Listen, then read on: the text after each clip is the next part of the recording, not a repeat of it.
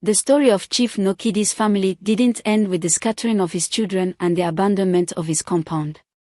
Like the stubborn roots of the Iroko tree that once stood at the center of the courtyard, the shadows of their conflict lingered, spreading whispers across Umuofia and beyond. Years later, a stranger arrived in the village. He was a young man, tall and unassuming, with a worn leather bag slung across his shoulder. He introduced himself as Obinna, a traveler seeking to uncover his roots. Few villagers paid him any mind at first, but when he began asking questions about Chief Nwokedi's family, curiosity stirred.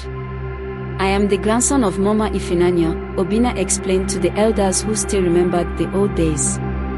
"My mother was her eldest daughter, Nkem. She told me stories of this place before she passed." The elders exchanged wary glances. Memories of the curse still weighed heavily on them. Some whispered among themselves, wondering if Obinna'S arrival would reopen old wounds or if he had come to break the cycle. Obinna was determined. He walked the overgrown paths of the compound, brushing aside weeds and debris. The ruins of the once grand house stood like a skeleton, its walls cracked and weathered.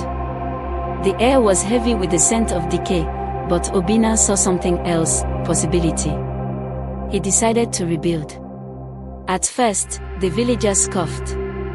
"He's wasting his time," they said. But Obinna was persistent.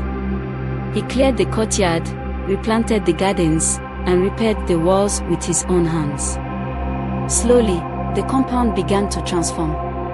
Curious villagers started lending a hand, drawn by his determination. Some claimed it was the first time in decades that laughter and camaraderie returned to the land. One evening, as Obinna sat by a fire in the courtyard, an elder named Chike approached him. "You are brave, my son," Chike said. "But do you not fear the curse?" Obinna smiled. "The curse was born from anger and greed. I am not here to claim wealth or fight over what is gone.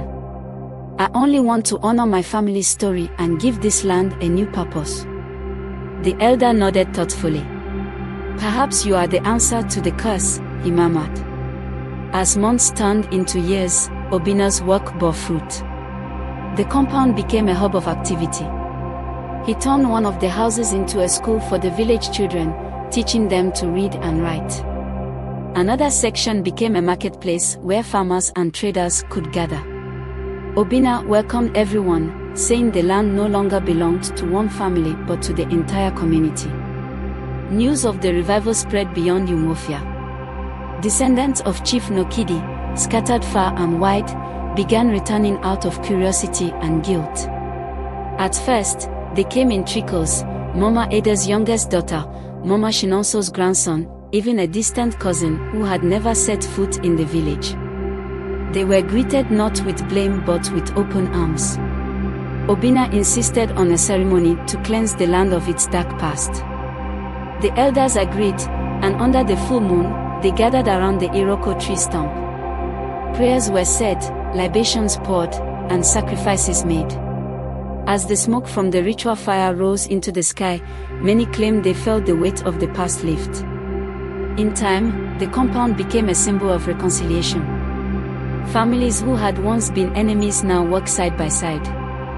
The children of Umuofia grew up hearing the story of Chief Nwokedi's family as a cautionary tale and a lesson in the power of forgiveness.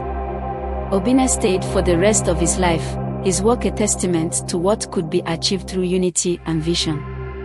When he passed, the villagers buried him under the shade of the newly planted Iroko tree, marking his grave with a simple plaque, "Here lies Obinna, the healer of broken roots." The land, once a place of sorrow, now stood as a beacon of hope. And though the story of Chief Nwokedi's family began in conflict, it ended in peace, a reminder that even the deepest wounds can heal when nurtured with care. The years that followed Obinna'S death were marked by growth and prosperity in Umuofia, and the restored Nwokedi compound became the heart of the village's transformation. The school expanded into a full learning center, drawing students from neighboring villages. Farmers came from miles around to trade their goods in the marketplace. What once symbolized division and greed now stood as a monument to unity and resilience.